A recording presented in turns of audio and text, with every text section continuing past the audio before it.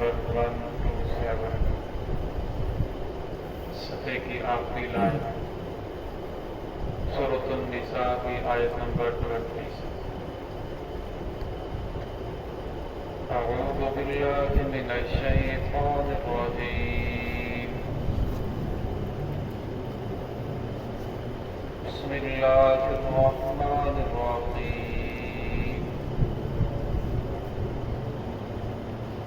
وَكَيْفَ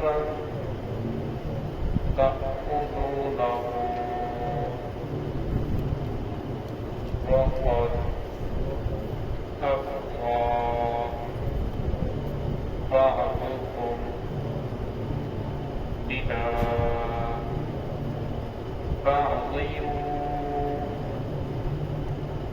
وَأَخَذْنَ مِنكُم مِيثَاقًا غَلِيظًا وَلَا تَنكِحُوا مَا نَكَحَ آباؤكم من النساء إلا ما قد سلف إنه كان فاحشة ومقتا وساء سبيلا۔ بسم اللہ الرحمن الرحیم وَكَيْفَ تَأْخُذُونَهُ وَقَدْ أَفْضَىٰ بَعْضُكُمْ إِلَىٰ بَعْضٍ وَأَخَذْنَ مِنكُم مِّيثَاقًا غَلِيظًا وَلَا تَنكِحُوا مَا نَكَحَ آبَاؤُكُم مِّنَ النِّسَاءِ إِلَّا مَا قَدْ سَلَفَ إِنَّهُ كَانَ فَاحِشَةً وَمَقْتًا وَسَاءَ سَبِيلًا۔ وَكَيْفَ تَأْخُذُونَهُ اور کیسے تم واپس لوگے اس مال کو وَقَدْ أَفْضَىٰ بَعْضُكُمْ إِلَىٰ بَعْضٍ تحقیق تم پہنچ چکے ہو بعض کی طرف وَأَخَذْنَ مِنكُم مِّيثَاقًا غَلِيظًا اور تم نے اس سے پختہ وعدہ لیا فَلَا تَنكِحُوا مَا نَكَحَ آبَاؤُكُمْ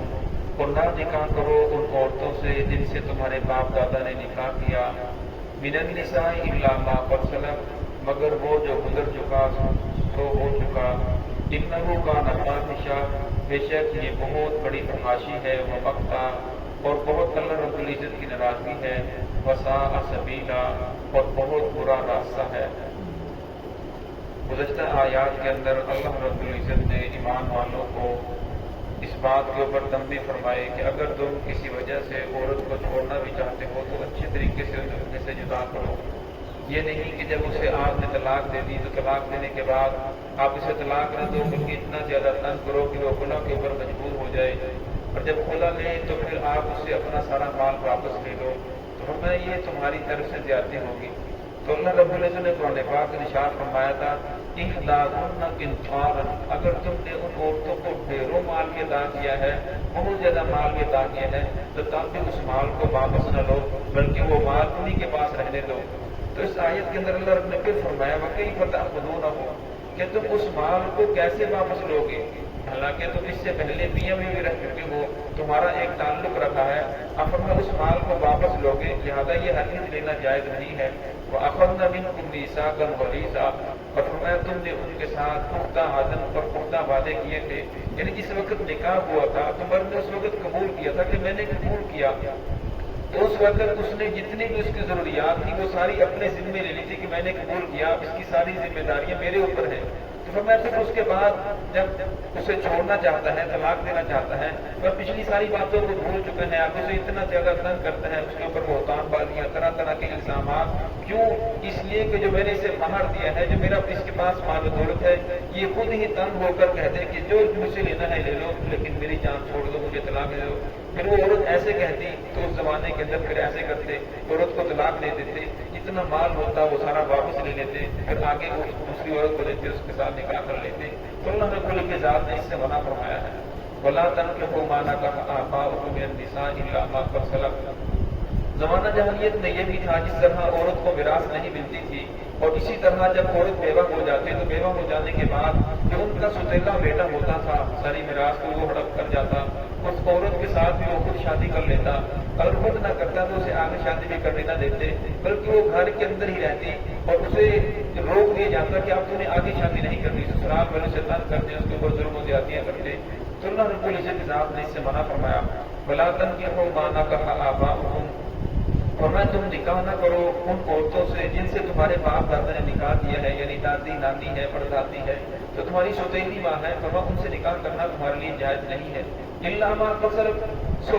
ہو چکا وہ ہو چکا، فرما وہ اللہ رب العزت نے معاف کر دیا، پہلے جب تم لوگوں نے ایسا کیا تو اس کے اوپر اللہ رب العزت نے معافی عطا فرما دی، اگر تم آئندہ ایسا کرو گے تو پھر تمہاری پکڑ ہوگی، انہ کان فاحشہ، فرما یہ تو بڑی بے حیائی ہے، وہ مقتا، اور فرما اللہ رب العزت کی ناراضگی کی دلیل ہے، وساء سبیلا، اور یہ بہت برا راستہ ہے۔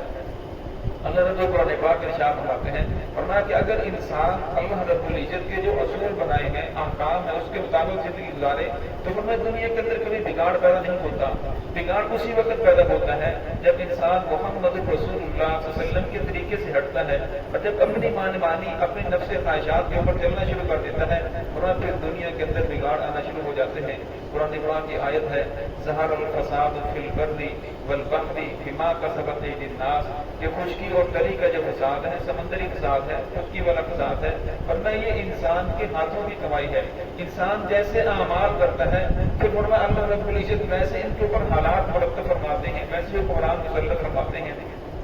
اب فرمایا پھر جب حالات خراب ہوتے ہیں، اعمال خراب ہوتے ہیں، فرمایا پھر وہی سمندر ہے، پھر وہ بستی کے اوپر جب چھوڑتا ہے، پھر بارشیں اتنی زیادہ ہوتی ہیں، فرمایا وہی سیلاب کا راستہ اختیار کر جاتی ہیں، طرح طرح کی آفات آتی ہیں، اپنے گھر ہی میں سے اپنے رشتے داروں میں سے قتل غارت شروع ہو جاتی ہے، اپنے ہی معطل کرنا شروع کر دیتے ہیں۔ فرمایا جب انسان کا اعمال بگڑتے ہیں تو فرمایا پھر اللہ رب العزت حالات کو بگاڑ دیتے ہیں۔ دعا ہے کہ اللہ رب العزت ہم سب کو صراط مستقیم پہ چلنے کی توفیق عطا فرمائے۔